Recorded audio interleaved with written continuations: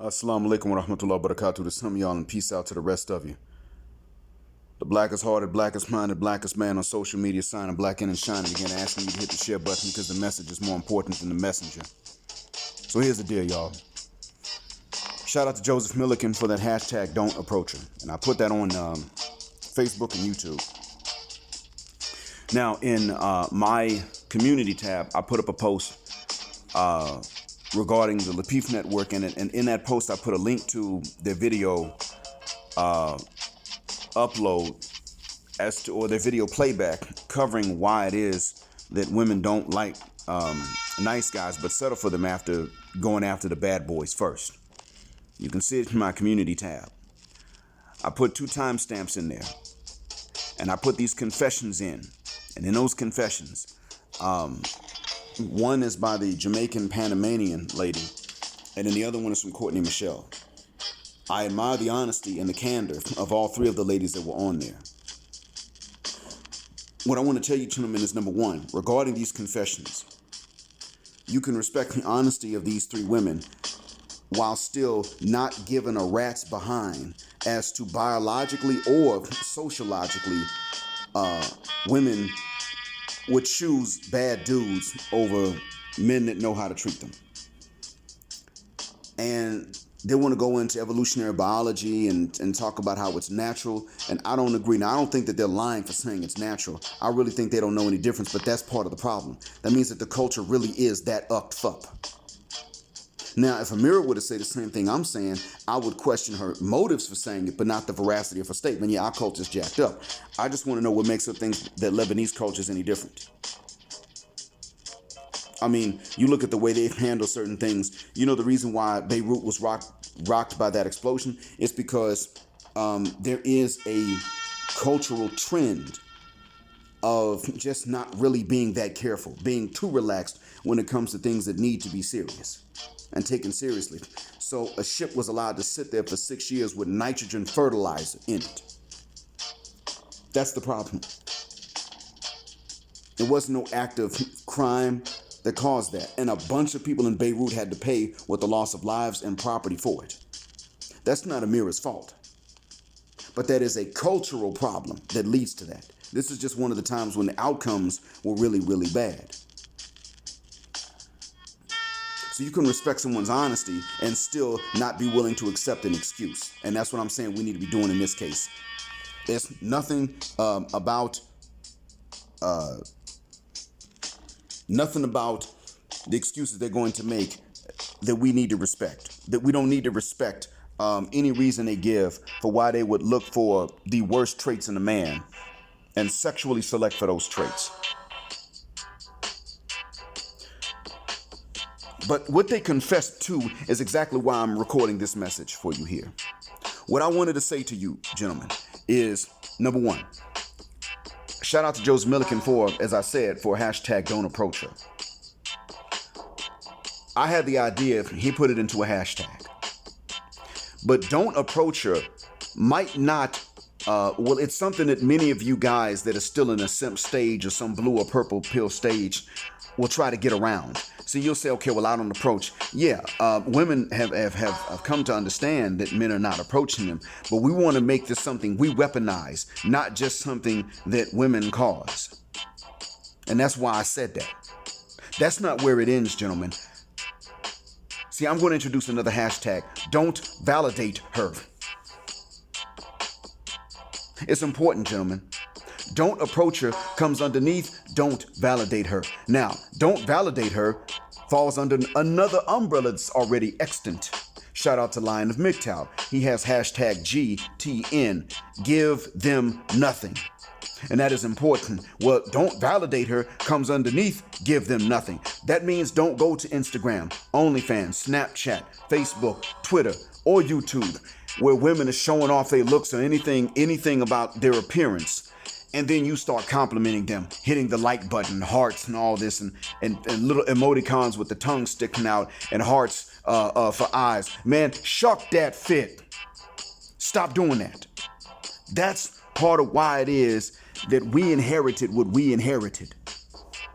Now, when you stop this current generation of adult women, or the age groups that are currently adult women, ain't gonna do nothing but complain and cry anyway.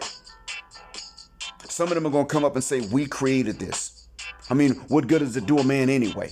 It's not gonna, ladies, be honest. These men that come in and like your stuff and validate you are gonna feed your ego, but you ain't gonna give no draws, you ain't gonna cook for them, you ain't gonna clean nothing. It gets them nothing at all. You take their money and you go and call a guy that never did nothing for you to film the next X-rated video and then put that on there to make more money. You're gonna have some women that are gonna come along and say to other women, that's why this is happening. But gentlemen, again, most women ain't gonna do that. The reason I'm saying for you to give them nothing and don't validate her along with don't approach her is because the kids today that are playing with toys in front of the TV in mom and dad's living rooms are going to be preteens in a little bit. They may already be preteens. They're going to be teens in a little bit. And you add the same length of time between now and then, one more time, and then they ain't going to be teens no more. They're going to be young adults. Maybe they can get a better situation from us. One in which the girls don't think that they can sit up here and do dumb stuff like this and look forward to a life of ease and luxury because of it. And one in which the boys don't feel like they automatically have a negative value just because they male. And therefore, they're not going to sit up here and just be mistreated and then settle for the mistreatment either. This is very important.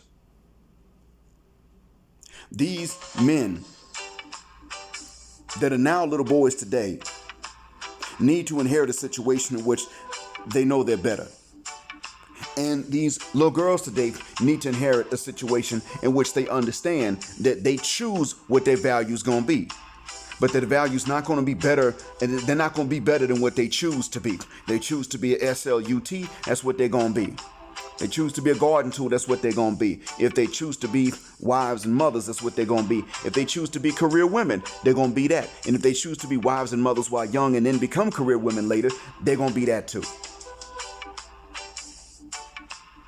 But they need to know this.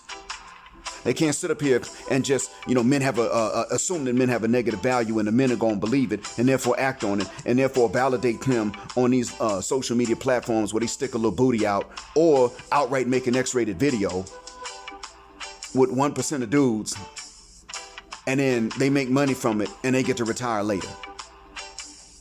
It's not going to work that way, and they need to know. And that to which the Jamaican Panamanian and Courtney Michelle and Kay on the Lapeef video, to which I posted a link in my community tab, have confessed are the reasons for why I'm saying this, partially. See, as much as I respect these ladies for their honesty, I'm telling you not to care why it is that these ladies don't want nice guys when they're young and want bad dudes and then want to settle for the nice guys later on. I could respect the honesty in talking about it, but the fact remains that does not mean that I or you should give a rat's butt what the reasons are. No excuses. None.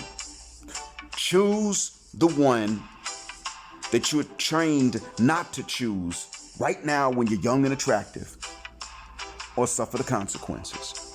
End of story. And in order for them to learn, in order for today's grown women, young adults and old adults alike, to learn anything, at least just learn enough to not lie to the young girls coming up now that ain't adults yet. You have to GT and give them nothing. Don't validate them. Don't approach them. And make this message go mainstream. You don't have to put my name in it. You ain't got to say it was Black Mind or Black Heart to put this message out. You just need to put the message out. I want this thing to be mainstream like Kevin Samuels is by 2022. It ain't going to benefit me at all. Not in this life. In the grave, yes. But you see, all of these are included in the male chastity portion of Islam anyway. So what I'm doing is I'm giving you, because since everybody like to cherry pick what they're going to take anyway, I'm giving you something I done cherry picked for you. I done told you, okay, this is from what we live by. And if you put this into practice, we'll be better for it. Because I can tell you, since I've become Muslim, I've been treated badly in one marriage. I've been treated well in that same marriage. I've been treated very well, excellently, consistently in 2 other marriages. But even when I was treated badly, one thing I can tell you was that I was not required to tolerate half the stuff that a lot of you men are fully expected to tolerate at this point. Not at all. They don't compare. And another thing I can tell you is that the second and the third time, I have never provided and protected in exchange for nothing.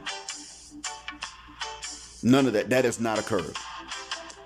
One thing I can say is that when Muslim men are practicing, even if they're the ones who make the first approach to a lady's wali and then to her to talk about marriage, one thing that does not happen is that man has to sit up here and spend and show and prove and all this other stuff in exchange for nothing. Certainly not in exchange for celibacy.